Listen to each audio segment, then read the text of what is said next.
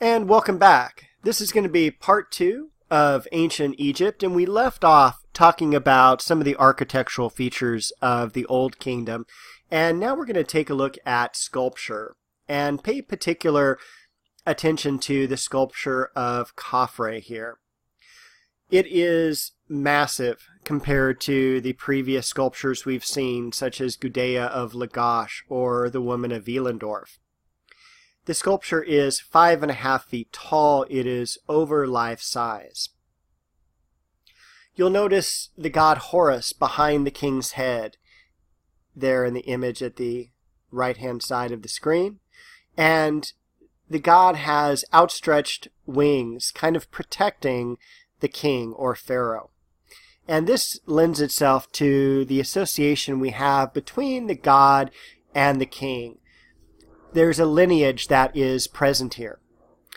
Now, when we look at the lower part of the throne, we also have some relief sculpture here, and that shows both lotus and papyrus plants, again showing the association we have between both Upper and Lower Egypt. The king wears his traditional regalia, including a false beard, and the sculpture itself is made from anorthosite, which is an extremely difficult material to carve. We used to think it was diorite, but just recently we figured out it was anorthosite, which is a really kind of cool material, because if this was out in the sun, it would have glowed almost with a deep blue color. But the king looks very dignified, and there's no negative space here because the material was so difficult to carve. So we don't have any space between the body and the throne, or even among the parts of the body itself, whether it's the legs or the body and arms. It's all completely solid.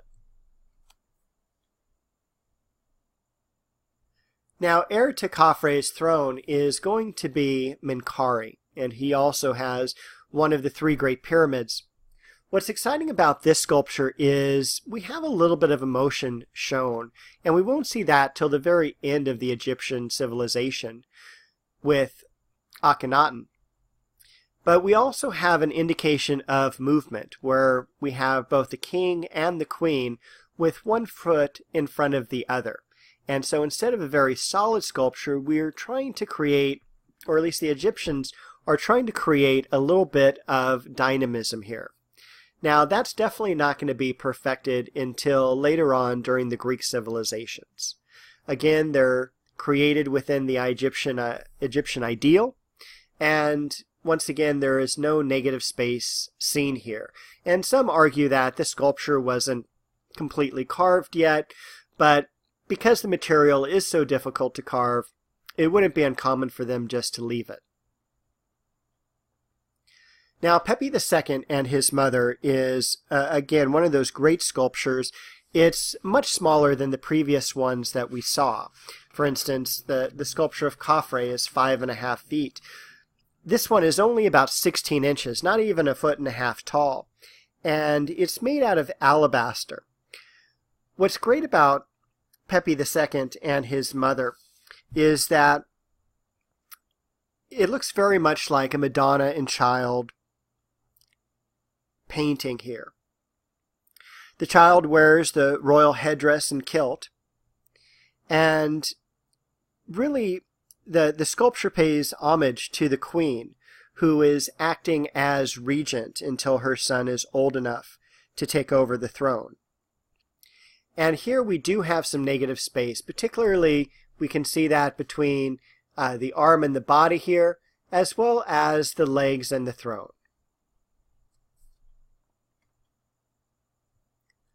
Another great sculpture from this time period is the seated scribe, and you can see it in the Louvre today.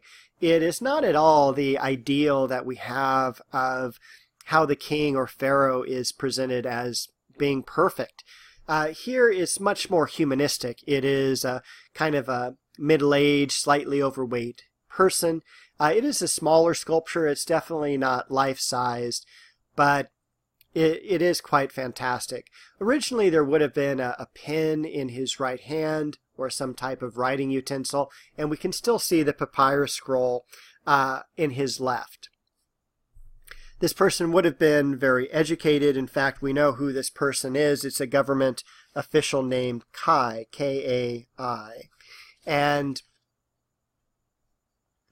he was very well educated.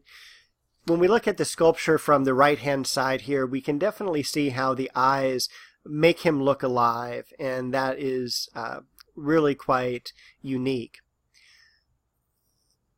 And this is most likely a funerary sculpture, something meant for an interior of the tomb.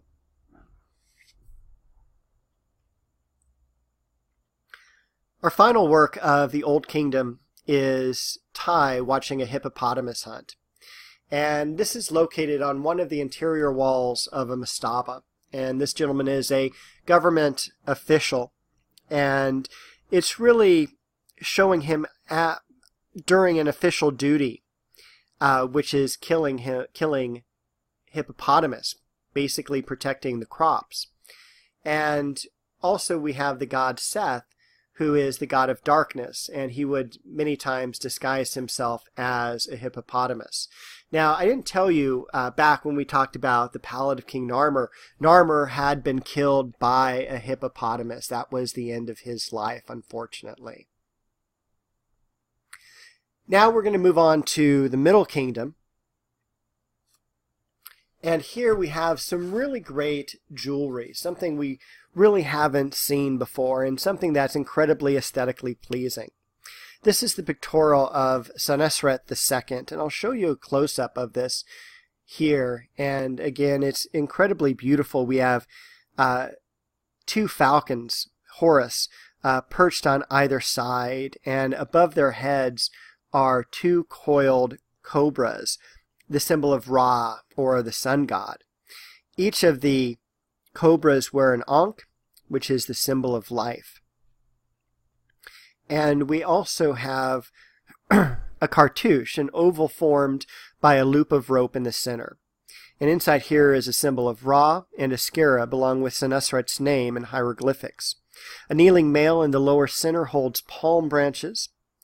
And decoded it says, "May the sun god give her eternal life to Senusret II." It's very unique and it's very intricate, and here it is on display in the museum. The Egyptians themselves were master goldsmiths and jewelry makers. This is a work of faience, which is glazed earthenware pottery, basically ceramics that are fired at a very low temperature. And this one, of course, is really fantastic. You'll see it in a lot of the art history books just because it is so cool. And of course, hippos we've already talked about. This one is blue, so it's kind of hidden as if it were in water. And then we have the lotus blossoms indicated on the body surface, almost as if it was camouflage. Now, our next pharaoh we're going to look at is Hatshepsut.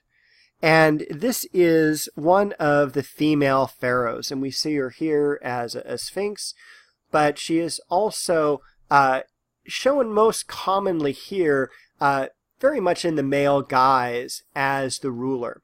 In fact, she was one of the individuals who ran Egypt wonderfully. She isn't interested in the military expeditions, but rather focuses on prosperity and security of her country. She does declare herself king. The only thing she really doesn't wear is that false beard, and people refer to her as Her Majesty. She does rule for 20 years, from 1489 BC to 1469, and the funerary temple that she has is quite incredible. But her son, Thutmose III, has her name chiseled off the structure. In fact, literally all the structures that she created, in retaliation for keeping him off the throne for so long. And here is her funerary temple. And unfortunately, recently there was a terrorist attack that killed about 60 tourists that were visiting the site. But this is a place that took 15 years to construct, and it was not originally intended to be her resting site. This was just a place for ceremonies. It's really a beautiful location, nestled right into the hillside, as you can see. And today it's very barren, but there would have been sphinxes running up on either side of the causeway on the lower level. And going up the first ramp, there would have been pools of water. And also rare trees and plants from faraway lands would also have been planted here. HATSHEPSUT sent expeditions of ships to collect them. There were also shrines to the gods, both Hathor and Anubis. Among the other feats here were about 200 sculptures, all monumental in scale.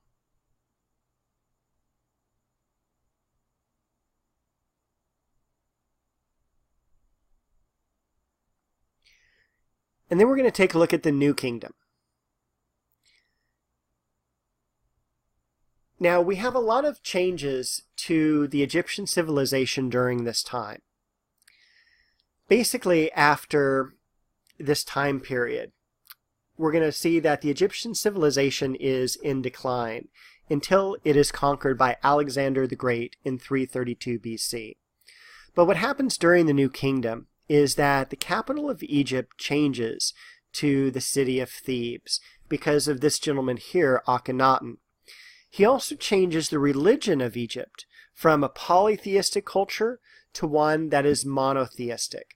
And Akhenaten translates into Aten is pleased. And he and his wife are the only representatives of Aten on earth. And of course, this upsets the priesthood. Now, we also look at his sculpture as being very unique compared to that of KHAFRE. KHAFRE is that of a ruler, has ideal proportions, is very formidable, whereas Akhenaten is not. It's almost as if he was female, and we can kind of see this graceful curve to his body, how wide his hips are, how feminine his facial features are.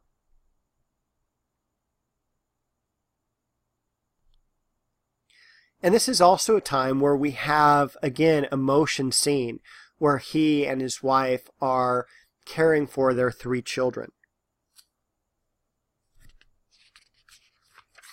And of course, art changes radically during this reign because we have a very informal setting.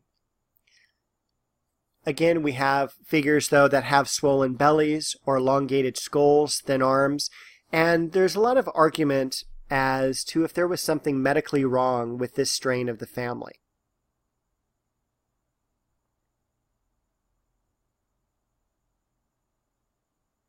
Aten is also present in this image as the sun disk, and the thrones that they're sitting on indicate that he and his wife, Nefertiti, ruled Egypt together.